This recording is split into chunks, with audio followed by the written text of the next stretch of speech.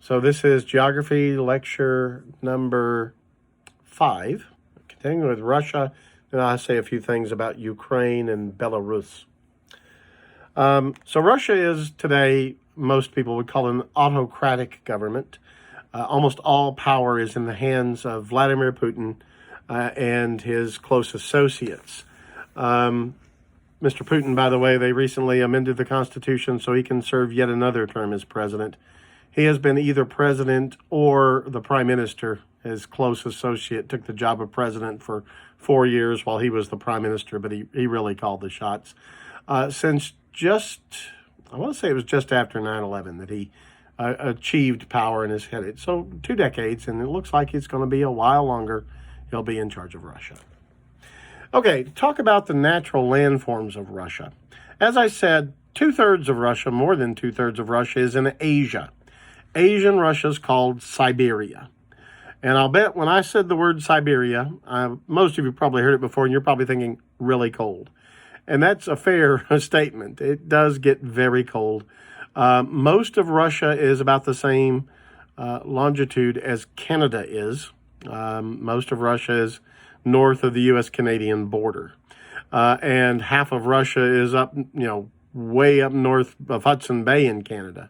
It's Alaska kind of longitudes up there. So it's cold up there. And all of Russia gets much colder than the United States in the wintertime. But Siberia especially is prone to very strong cold fronts coming down off the North Pole. Now, just like most of Canada is covered with old-growth evergreen forest. And in fact, the evergreen forest of Siberia, which is enormous, is called the taiga, T-A-I-G-A, taiga. The taiga is this vast old-growth forest. Much of it no human being has ever set foot in. Or maybe the indigenous people, a bit like our Native Americans. In fact, they're genetically closely related to our Native Americans in the United States. Some of them have Native Americans who've lived in them, but they're so big that even probably many miles have never had a human set foot in it. The taiga, people talk about the Amazon as the lungs of the world, but it's also, should be pointed out, that an awful lot of carbon dioxide is turned into oxygen by the taiga of Russia, northern Scandinavia, and Canada and Alaska. These forests are extremely important for the environment. Much of southern Asian Russia, though, isn't forest, it's grassland, a lot like our Great Plains. Vast grasslands in what's Russia, parts of Ukraine, and we'll talk about the Central Asian states later, Kazakhstan and the like. But this rolling plain grassland is called the steppe, S-T-E-P-P-E. So 2 very large landforms in Russia, you should know, are the taiga, that old-growth evergreen forest in the north, and the grasslands, the plains, rolling hills, and grasslands of the south, called the steppe. European Russia has, again, forested lands and grasslands as well. They're more like Poland and the like in Russia. They've been long farmed by people.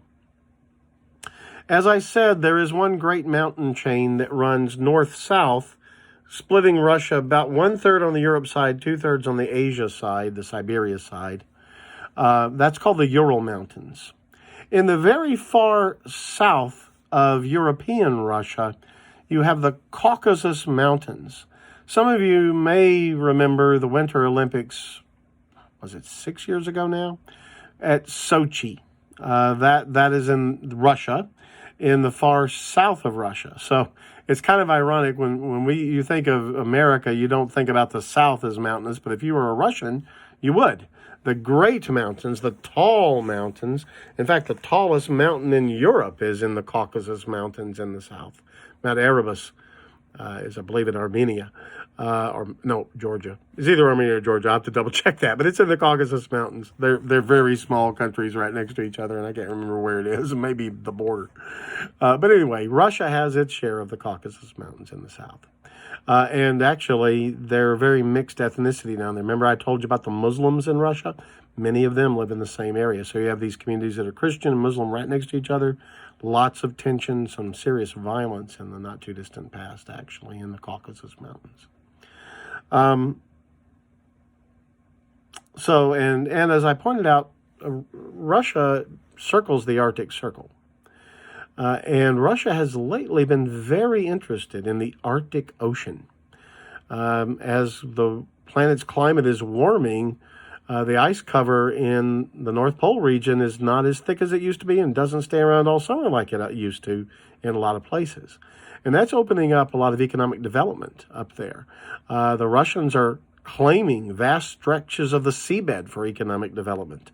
And they're even establishing military bases up there. And so the Russian Navy is establishing a presence in the Arctic Ocean that really wasn't common before. There's going to be some economic competition up there. I should also talk about Ukraine.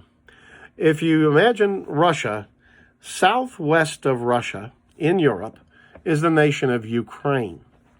Ukraine is another Slavic country. Ukrainian is a Slavic language. It is different from Russian, but it is a close kin language. I also mentioned that Stalin was fond of redrawing borders. So the borders of the present-day nation of Ukraine were actually created by Joseph Stalin after World War II. He didn't care much for the Ukrainian people. He thought they tended to be rebellious. And during the 1930s, he actually, in reorganizing farming, kind of intentionally did it so in an inefficient way, intentionally to starve Ukrainians. It's now widely accepted. Millions of Ukrainians died in what was essentially a planned famine under Joseph Stalin. He was a horrible man. Adolf Hitler, he has a rival in Joseph Stalin for the sheer evil he unleashed in the world. But starving millions of Ukrainians on purpose was one of the things we can attribute to Joseph Stalin. But he also moved the boundaries of Ukraine so that portions of it would be ethnic Russian. He wanted to dilute the ethnicity of Ukraine, so it was less Ukrainian. It had more ethnic Russians, whom he thought were more obedient to the Soviet communist hierarchy. And so today, in the last 2.5 years, you've seen major fighting in Ukraine. The Donbass region, the area around the Don River, which is another major Russian-Ukrainian river, flows into the Black Sea. The Donbass region has a lot of ethnic Russians in it. Some places are almost entirely ethnic Russian, others mixed, about 50-50. But a couple of years ago, Russian volunteers from Mother Russia, they were really units of the Russian army, went in, and ethnic Russians there were armed by Russia, and they rose up in rebellion against the Kiev government, the central government of the country of Ukraine, and they're trying to break off. And essentially, decent portions of eastern Ukraine are in the hands of ethnic Russians today under military rule by ethnic Russians. The Crimea is a portion of Russia, a portion of Ukraine that sticks down into the Black Sea. And essentially, Putin used exactly this method to break off Crimea from Ukraine, and he officially did annex that. He claims it is part of Russia now. He hasn't gone that far in the Donbass yet, but who knows if he will.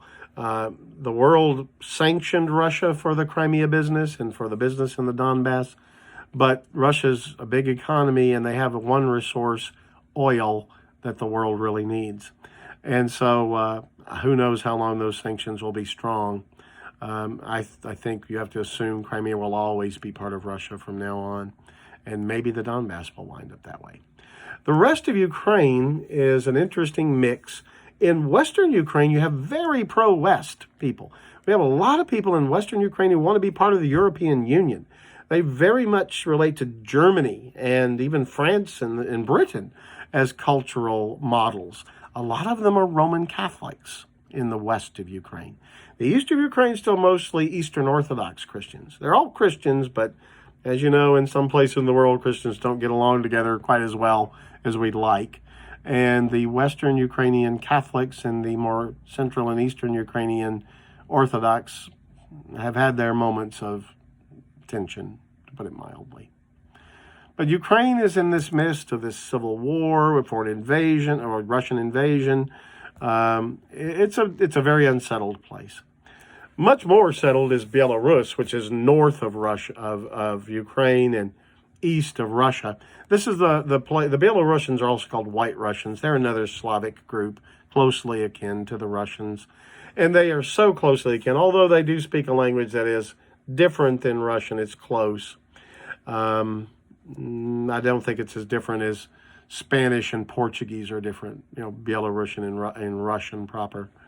They're closely akin to the Russian. During the Soviet era, they were heavily integrated into the Russian economy.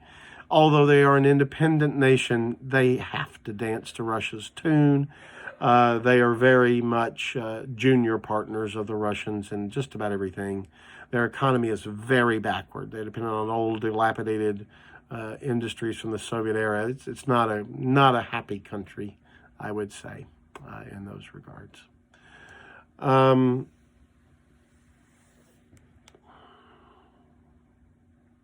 One last thing to say about Russia. Just occurred to me as I was talking. Russia is the world's largest oil producer. The United States is close to that. Well, who knows? Maybe with fracking, or the United States will overtake Russia as the largest producer of oil. But Russia is very important in the international oil market.